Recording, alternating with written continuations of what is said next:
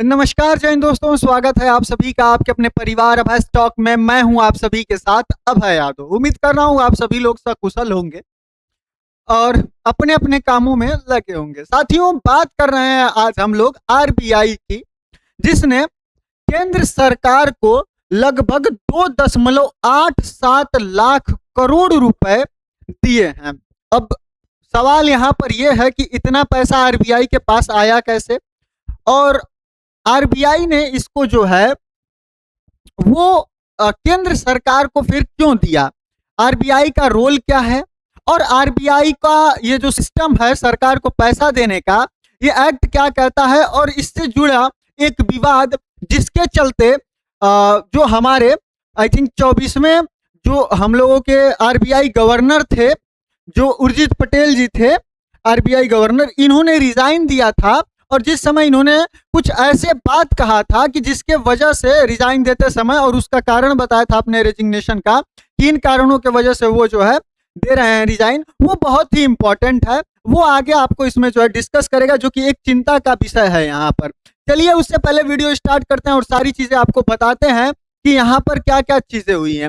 साथियों, सबसे पहले आप हेडलाइंस देख लीजिए, क्योंकि कुछ मूर्ख ऐसे हैं जो आकर कहते हैं वीडियोज में कि मतलब फेक न्यूज जो है कि आप फैला रहा है। भैया, ये आपको दिखाई देता है कि नहीं?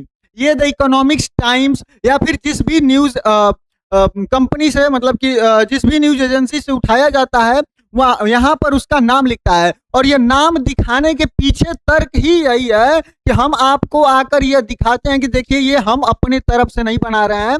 यह जो न्यूज है ये आपको एजेंसीज के द्वारा दी जाती है। यहाँ पर आपको समय और सारी चीजें दिखाई जाती हैं, पोस्ट दिखाई जाती है। आप चाहें तो सिर्फ इतना कीवर्ड लिखकर भी जो है जो भी न्यूज होती है उसको यहाँ पर सर्च कर सकते हैं।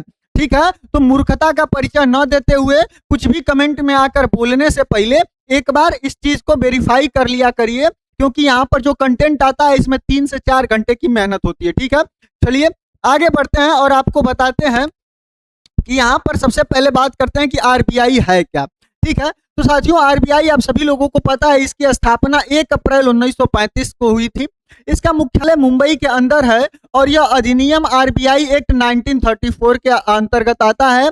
इसके गवर्नर इस समय जो है वो संजय मल्होत्रा जी हैं, जो कि लगभग 2024 से अभी तक जो है कि यहाँ पर चल रहे हैं। वहीं भारत के केंद्रीय बैंक है यह, और इसमें जो है यह सरकारी स्वामित्व में जो है कि आया है 1949 से। अब साथियों, बात करें कि इसका काम क्या है, तो देखिए यह मुद्रा जारी करता है, यानी कि जो नोट छापने की प्रक्रिया है वो करता है। मौद्रिक नीति, यानी कि ब्याज दर को नियंत्रण करना, महंगाई को कंट्रोल करना, इन सारी चीजों का जो है कि जो देख रेख का काम है वो यही करता है। इसको बैंकों का बैंक भी कहा जाता है, क्योंकि आपको अगर लोन लेना होता है तो आप बैंकों के पास जाते हैं, और अगर बैंकों को लोन लेना होता है तो वो फिर आरबीआई के पास जाते हैं। तो इसलिए अगर देखा जाए तो बैंकों का जो बैंक है वो आरबीआई को कहा जाता है। यह देश का सबसे बड़ा बैंक है। उसके बाद आता है विदेशी मुद्रा, यानी कि जो फॉरेक्स रिजर्व होता है उसके प्रबंधन का काम यही देखता है। फिर सरकार का जो बैंकर है यह, यानी कि यह जो है सरकारी खातों का भी रखरखाव करता है। और उसके बाद यह वित्तीय स्थिरता, यानी कि संकट में रक्षक की भूमिका भी जो है कि यह यहाँ पर निभाता है। साथियों, अब आपको बता दें कि जो आरबीआई ने यहाँ पर डिविडेंड या फिर सरप्लस ट्रांसफर जो किया है ये होता क्या है। सबसे पहले इसको आपको समझना सबसे इंपॉर्टेंट है। साथियों देखिए, जो डिविडेंड या फिर सरप्लस होता है, अगर इसको मैं आपको आसान भाषा में समझाऊं तो जैसे कि एक कंपनी के मालिक को अपना कंपनी का डिविडेंड मिलता है, यानी कि जो अगर शेयर बाजार में, शेयर मार्केट्स में स्टॉक वगैरह परचेस करके रखे होंगे तो कुछ कंपनियां हैं जो कि आपको डिविडेंड देती हैं, यानी कि जो मतलब कि उनका मुनाफा होता है, जो उनका टोटल जो है कि प्रॉफिट होता है, उस प्रॉफिट को फिर अपने जो शेयर होल्डर्स हैं, जो मतलब कि उसमें शेयर धारक हैं, जो हिस्सेदारी लिए हुए हैं, उनको जो है कि वो डिविडेंड के तौर पर दिया जाता है उस प्रॉफिट में से। उसी तरीके से आरबीआई का मालिक जो है वो भारत सरकार है। 100% जो है ये इसमें जो शेयर है वो इंडियन गवर्नमेंट का है, यानी कि भारत सरकार का है। तो आरबीआई जो भी यहाँ पर मुनाफा कमाती है उसका बड़ा हिस्सा ये सरकार को दे देती है, और इसी को जो है सरप्लस ट्रांसफर या फिर आरबीआई डिविडेंड जो है कि यहाँ पर कहलाता है। ठीक है, तो अब आप सोच रहे होंगे कि मतलब ये तो सारी चीजों को रेगुलेट करती है, सरकारी संस्था है, तो फिर ये मुनाफा कैसे कमाती है या अर्निंग कैसे करती है, उसके बारे में भी आगे आपको बताएंगे। उससे पहले आप समझिए कि यह जो है आरबीआई कमाई कैसे करता है। तो ये फॉरेक्स रिजर्व से, बॉन्ड से, फीस से, आगे इसको विस्तार से समझाएंगे। फिलहाल पहले ये समझ लीजिए। इसके बाद जो है इसमें से जो है आरबीआई खर्चा हटाता है और जो जोखिम बफर होता है वो रखता है। यानी कि जो भी अगर आने वाले समय में जो भी प्रॉब्लम्स हो सकती हैं या फिर जो लॉसेस हो सकते हैं, उसके लिए एक्स्ट्रा अमाउंट रखता है। और जब इन दोनों को हो जाता है, इन दोनों का रख लेता है, इसके बाद जो बचता है उसको जो है कि यहाँ पर सरप्लस होता है, सरकार को देता है वो अमाउंट जो है कि यहाँ पर सरकार को जाता है। साथियों, कानूनी आधार है इसका कि आरबीआई का जो एक्ट है 1934 का, जिसकी धारा 47 है, वो कहती है कि आरबीआई के मुनाफे का शेष भाग भारत सरकार को डिविडेंड के रूप में यहाँ पर दिया जाएगा। यानी कि आरबीआई अपने सारे खर्चे, जितना लॉस होने वाला है वो सारे का अनुमान, और बहुत सारा जो टैक्सेस वगैरह, मतलब जितनी भी चीजें होती हैं आगे आपको बताएंगे, उन सभी को रखने के बाद जो पैसा बचेगा वो यहाँ पर जो है किसको दे दिया जाएगा आरबीआई के द्वारा। तो वो यहाँ पर पैसा जो है आपको भारत सरकार को यहाँ पर दे दिया जाएगा। अब साथियों आगे बढ़ें और बात करें कि आरबीआई जो है ये पैसा कैसे कमाती है। तो देखिए, सबसे पहले यहाँ पर विदेशी संपत्ति से ब्याज। आरबीआई जो है वो विदेश में निवेश करती है। जैसे कि यूएस के जो ट्रेजरी बॉन्ड होते हैं उनके अंदर विदेशी बॉन्ड पर ब्याज यहाँ पर जो है कि आरबीआई को मिलता है। जो फॉरेक्स भंडारण है जो 620 प्लस अरब डॉलर का है यहाँ पर, उसका जो सबसे बड़ा स्रोत है वो आपका यहाँ पर जो है वो विदेशी संपत्ति से ब्याज कमाना है। दूसरा, फॉरेक्स ट्रेडिंग गेन्स, यानी कि डॉलर सस्ते में खरीदता है और महंगे होने पर बेचता है। जैसे कि अभी फिलहाल आप लोग देख रहे होंगे कि जो डॉलर की वैल्यू है, $1 की वैल्यू जो है वो यहाँ पर लगभग 96-97 रुपया के आसपास पहुंच चुकी है। और ऐसा तो है नहीं कि आरबीआई ने जो है कि फॉरेक्स रिजर्व में जो डॉलर परचेस करके रखा है वो अभी रखा है। तो आरबीआई ने जो है वो डॉलर कब खरीदा था, तो आरबीआई ने डॉलर आज से 1 साल पहले मान लीजिए अगर खरीदा होगा तो लगभग 85 रुपया के पास ये रहा होगा। यानी कि आरबीआई ने $1 खरीदा 85 रुपया में, अब इसको वो सेल करेगी तो उसको मिलेगा 95 या 96 रुपया, 96-97 रुपया। तो यानी कि वो डॉलर बेचकर भी यहाँ पर जब रुपए की वैल्यू गिरती है तो वो यहाँ से भी जो है कि पैसे कमाती है। ठीक है। तीसरा है सरकारी बॉन्ड, यानी कि सरकार को उधार देने पर ब्याज मिलता है इसको। यानी कि ओपन मार्केट ऑपरेशन से भी यहाँ पर से भारी कमाई होती है। यानी कि जब भी भारत सरकार को कर्ज की जरूरत होती है, पैसे की जरूरत होती है, तो उसके बदले में आरबीआई जो गवर्नमेंट है, इंडियन गवर्नमेंट है, उससे ब्याज लेता है और उससे भी यहाँ पर अच्छा खासा पैसा जो है कि कमाती है। अब उसके बाद बात करें कि बैंकों को कर्ज देना, ये आप सभी लोगों को पता है कि आरबीआई जो है वो बैंकों को कर्ज देती है, रेपो देती है, तो उससे भी यहाँ पर आरबीआई को प्रॉफिट होता है, पैसा कमाती है। फिर जैसे नोटों को जारी करना, यानी कि मान लीजिए कि अगर 100 रुपए का जो है नोट जारी करती है, आरबीआई छापती है, तो उसकी लागत लगभग 2 से 3 रुपए आती है। तो यहाँ पर उसको कमाई कितने की होती है, लगभग 97-98 रुपए की यहाँ पर आरबीआई को कमाई हो जाती है। ठीक है। इसके बाद अगर बात करें कि गोल्ड रिवॉल्यूशन, यानी कि गोल्ड का मूल्य बढ़ने पर आरबीआई को लाभ होता है, क्योंकि अप्रत्यक्ष कमाई का यह जो है कि एक यहाँ पर बड़ा हिस्सा है जब गोल्ड का भी मूल्य बढ़ता है, क्योंकि भारत सरकार की जो आरबीआई है, आरबीआई के पास बहुत सारा यहाँ पर गोल्ड भी रिजर्व में रखा हुआ है। ठीक है। तो इस तरीके से करके जो है वो आरबीआई यहाँ पर पैसे कमाती है। अब आगे बात करें साथियों कि सबसे इंपॉर्टेंट जो डिविडेंड यहाँ पर दिया जा रहा है भारत सरकार को, उसके कि कब कब कितना कितना दिया गया है। जो इस बारी दिया गया है वो रिकॉर्ड तोड़ दिया गया है। अब तक कितना कभी भी जो है कि डिविडेंड नहीं दिया गया था। अगर आप देखें पिछले जो सरप्लस ट्रांसफर हुए हैं तो आप यहाँ पर देखेंगे 2016-17 के अंदर 30,659 करोड़ रुपया आरबीआई ने भारत सरकार को दिया था। वहीं 2017 और 18 के अंदर जो है लगभग 50,000 करोड़ रुपया दिया था। 18-19 के अंदर 1.6 लाख करोड़ रुपए जो है कि यहाँ पर आरबीआई ने भारत सरकार को दिया था। इसके बाद फिर अगर आप देखेंगे तो यहाँ पर फिर से ये अमाउंट घट जाता है और जो 2023 और 24 के अंदर आता है वो लगभग 2 लाख यानी कि 11 लाख जो है कि करोड़ 2.1 लाख करोड़ रुपए जो है कि यहाँ पर दिया जाता है। साथियों विवाद भी इससे जुड़ा हुआ है। वो विवाद क्या है, चलिए अभी मैं फिलहाल उसको डिस्कस कर लेता हूं कि वो विवाद यहाँ पर जो है वो क्या है। साथियों, सबसे पहले आप लोग इनको पहचानते होंगे, उर्जित पटेल, जो हमारे भारत के 24वें जो है वो आरबीआई के गवर्नर थे। इन्होंने बहुत जो एक तरीके से आरोप है वो लगाया और जिसके वजह से इन्होंने यहाँ पर रिजाइन दिया। इनके बाद जो है कि यहाँ पर जो है कि गवर्नर चेंज होते हैं और यहाँ पर जो इस समय फिलहाल गवर्नर हैं वो संजय मल्होत्रा हैं, इस समय जो आरबीआई के गवर्नर हैं। ठीक है, आगे बढ़ते हैं और बात करते हैं कि इनके रिजाइन देने का जो कारण था वो क्या था और इन्होंने क्या कहते हुए जो है कि रिजाइन दिया था। साथियों, डॉक्टर उर्जित आर पटेल ने दिसंबर 2018 में निजी कारणों का हवाला देते हुए यहाँ पर भारतीय रिजर्व बैंक आरबीआई के गवर्नर पद से इस्तीफा दिया था। हालांकि उनके अचानक इस्तीफे का जो मुख्य कारण था वो आरबीआई और केंद्र सरकार के बीच में केंद्रीय बैंकों की स्वायत्ता बनाए रखने को लेकर चल रही तीव्र और दीर्घकालिक सार्वजनिक तनाव भी यहाँ पर था। इन्होंने बहुत सारे बयान दिए थे जिसमें जो मेन है, जो प्रमुख विवाद के कारण थे, उसमें पहला है कि सरकार की ओर से आरबीआई के भंडारण पर मांग थी, यानी कि सरकार राजकोषीय घाटे को प्रबंधित करने के लिए सार्वजनिक योजनाओं को जो है कि यहाँ पर वित्तीय पोषित करने के लिए आरबीआई के अधिशेष भंडारण में बड़ा हिस्सा चाहती थी और आरबीआई ने वित्तीय प्रणाली की सुरक्षा के उपायों को बनाए रखने के उद्देश्य से इसका कड़ा विरोध किया था। यानी कि जो गवर्नमेंट है वो चाहती थी इनसे कि आप जो है हमको डिविडेंड के तौर पर बहुत सारा पैसा दे दीजिए।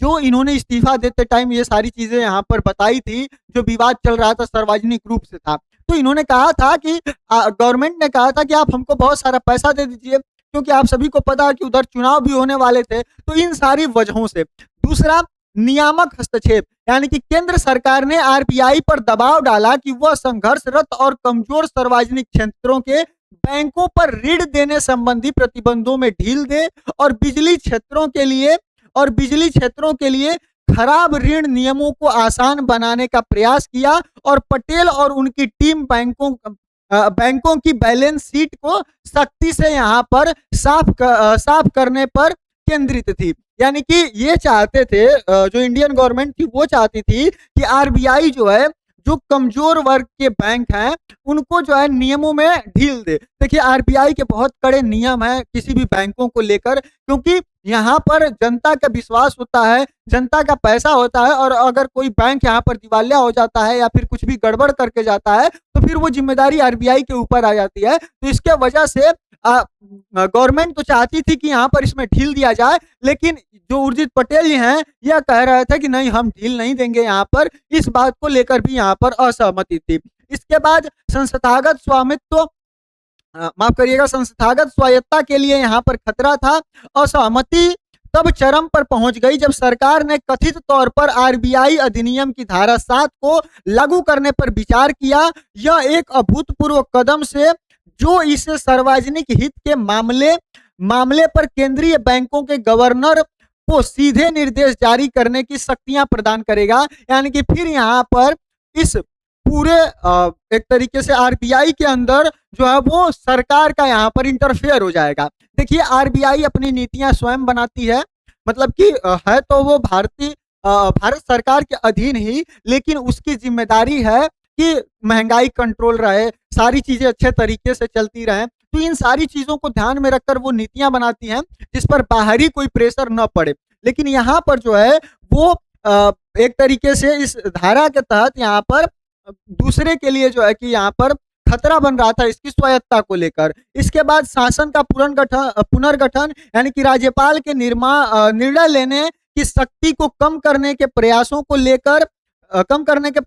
लेकर लगातार यहाँ पर विवाद चल रहे थे, जिसमें सरकार द्वारा नियुक्ति केंद्रीय बोर्ड को अधिक निगरानी भूमिका देना जो है कि शामिल था। यानी कि यहाँ पर गवर्नर की जो पावर थी, आरबीआई गवर्नर की, उसकी यहाँ पर जो पावर थी उसको सीमित किया जा रहा था। और इन्हीं सारे कारणों के वजह से जो है इन्होंने यहाँ पर इस्तीफा दे दिया था। इसके बाद जो है आरबीआई को आप देखेंगे तो ये 2018 की बात है। और उसके बाद जब अगर आप यहाँ पर देखें उस समय जो है कि यहाँ पर इतना लाख करोड़ रुपया इनको इनके इस्तीफे के बाद यहाँ पर दिया गया था, और उसके बाद फिर ये घटा, फिर ये बढ़ा, और फिर इस बारी जो है ये इतना ज्यादा अमाउंट देखने को मिला है। ठीक है, अब आगे बढ़ते हैं और बात करते हैं इस वर्ष डिविडेंड का इतना असाधारण यह क्यों है। तो सबसे पहले फॉरेक्स रिवॉल्यूशन गेन जो आरबीआई के द्वारा बताया जा रहा है, तो इसका कहना है कि देखिए डॉलर के मुकाबले रुपया कमजोर हुआ है, और आरबीआई के डॉलर भंडारण की रुपए की वैल्यू बढ़ी है, और भारी रिवॉल्यूशन यहाँ पर प्रॉफिट हुआ है,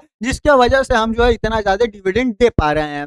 रिकॉर्ड ओएमओ परचेस किया गया था, यानी कि आरबीआई ने फाइनेंशियल ईयर 2026 में सबसे ज्यादा गवर्नमेंट बॉन्ड्स बाजार से खरीदे थे, और बाजार की आय में जो है कि रिकॉर्ड उछाल यहाँ पर देखने को मिला था।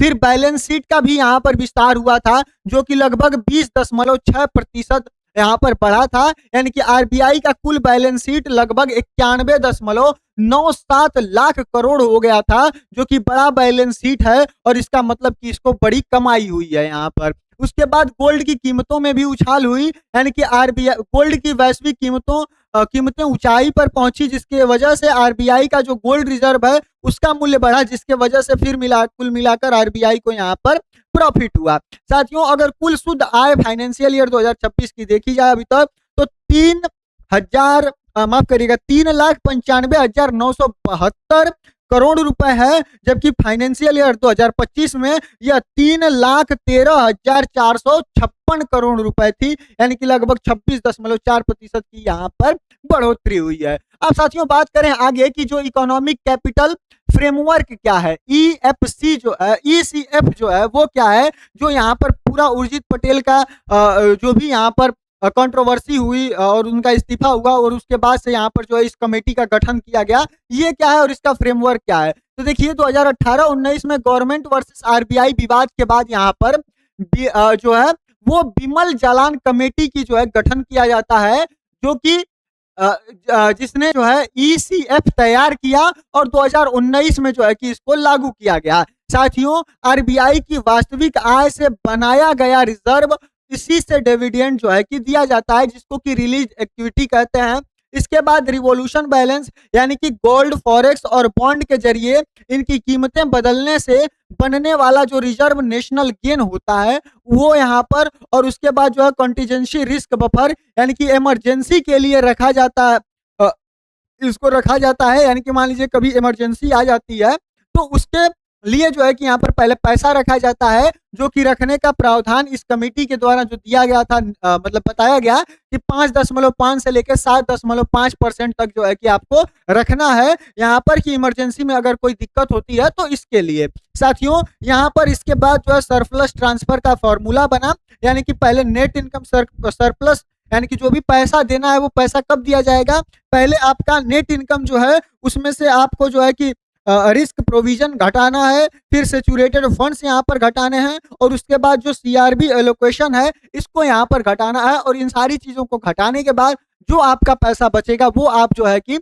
आरबीआई को यहाँ पर दे देंगे। अब साथियों, ये जो सीआरबी है ये क्या है, यानी कि कंटीजेंसी रिस्क बफर, ये क्या है। तो देखिए सीआरबी होता क्या है कि यह आरबीआई की जो है वो इमरजेंसी फंड है, जैसे कि आप अपने घर में इमरजेंसी के लिए पैसा रखते हैं, उसी तरीके से आरबीआई भी जो है यहाँ पर सीआरबी रखती है, यानी कि अगर कभी आपात स्थिति आती है तो उसके लिए पैसा रखती है। साथियों, इसका उपयोग कब करती है आरबीआई, तो जब करेंसी रिस्क से नुकसान होने पर, यानी कि करेंसी रिस्क से नुकसान होता है तब, गोल्ड के प्राइस गिरने लगते हैं तो उस समय, वित्तीय संकट के समय, और जब सोवरेनिटी जब सॉवरेन यहाँ पर डिफॉल्ट होने का खतरा होता है, तब यहाँ पर जो है कि आरबीआई इस पैसे का उपयोग करती है।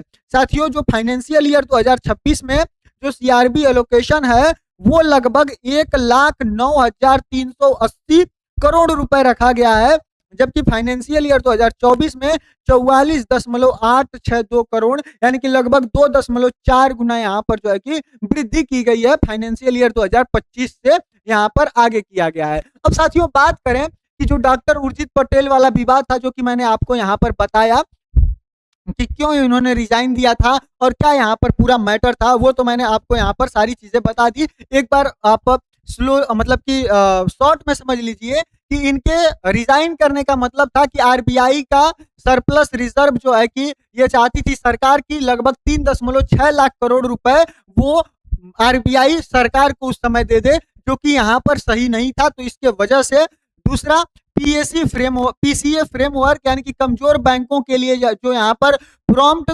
करेक्टिव एक्शन है वो सरकार चाहती थी कि उसमें ढील दिया जाए, वो इन्होंने मना कर दिया। इसके बाद ब्याज दरों को 2019 के चुनाव से पहले सरकार चाहती थी कि रेट कम हो और जिसका फायदा फिर एक विशेष पार्टी को मिले, जिसके वजह से आरबीआई ने यहाँ पर इनकार कर दिया कि देखिए भैया हम देश हित में काम करते हैं, किसी पार्टी के लिए काम नहीं करते हैं, और इसके वजह से यहाँ पर जो है कि इन्होंने रिजाइन दिया था। फिर सेक्शन 7 का प्रयोग यानी कि सरकार ने आरबीआई एक्ट की धारा 7 जो कभी न प्रयोग की गई है उसके तहत डायरेक्टिव भेजा, यानी कि यह जो है कि एक बड़ा विवाद का कारण बना। और उसके बाद 10 दिसंबर 2018 को पटेल ने निजी कारणों से इस्तीफा दिया और असली वजह आप सभी लोगों के सामने है कि जो यहाँ पर इन्होंने दिया। अब आप लोग सोच रहे होंगे कि ये मैटर अब बताने का क्या मतलब है। तो जो अमाउंट यहाँ पर दिया गया है ये अब तक का सबसे बड़ा डिविडेंड है, और ऐसा भी हो सकता है कि मतलब जो आलोचक हैं या फिर जो विपक्षी पार्टियां हैं उनका ये कहना है कि जो सरकार को यहाँ पर आरबीआई के द्वारा पैसा दिया जा रहा है ये सरकार के दबाव में जो है कि यहाँ पर दिया जा रहा है। अब साथियों बात करते हैं कि जो सेंट्रल बैंक की इंडिपेंडेंसी है यानी कि जो आरबीआई की इंडिपेंडेंसी है उसको लेकर वो यहाँ पर क्यों जरूरी है। तो सबसे पहले समझिए कि यहाँ पर स्वायत्तता क्यों चाहिए। पहला कि जो महंगाई हो उसको रोकने के लिए, उसको नियंत्रण करने के लिए यहाँ पर निष्पक्ष होना चाहिए। चुनावी दबाव से यहाँ पर चुनावी दबाव से मुक्त फैसले लेने के लिए, जो कि यहाँ पर 2018 के समय में कहा जा रहा था इनको कि आप जो है यहाँ पर कम कर दीजिए, रेपो रेट को यहाँ पर कम कर दीजिए, जो कि उर्जित पटेल ने यहाँ पर नहीं किया था। ठीक है, तो ये चीज के लिए। फिर विदेशी निवेशकों का भरोसा बना रहे भारत के ऊपर, इसके लिए रुपए की विश्वसनीयता बनी रहे और फाइनेंशियल स्टेबिलिटी को सुनिश्चित करना, और आईएमएफ और वर्ल्ड बैंक की जो है कि मांगों को यहाँ पर कंप्लीट करने के लिए जो है यहाँ पर जरूरी है कि जो हमारी आरबीआई है उस पर सरकार का कोई दबाव ना पड़े, वो स्वतंत्र रूप से अपना यहाँ पर काम कर सके।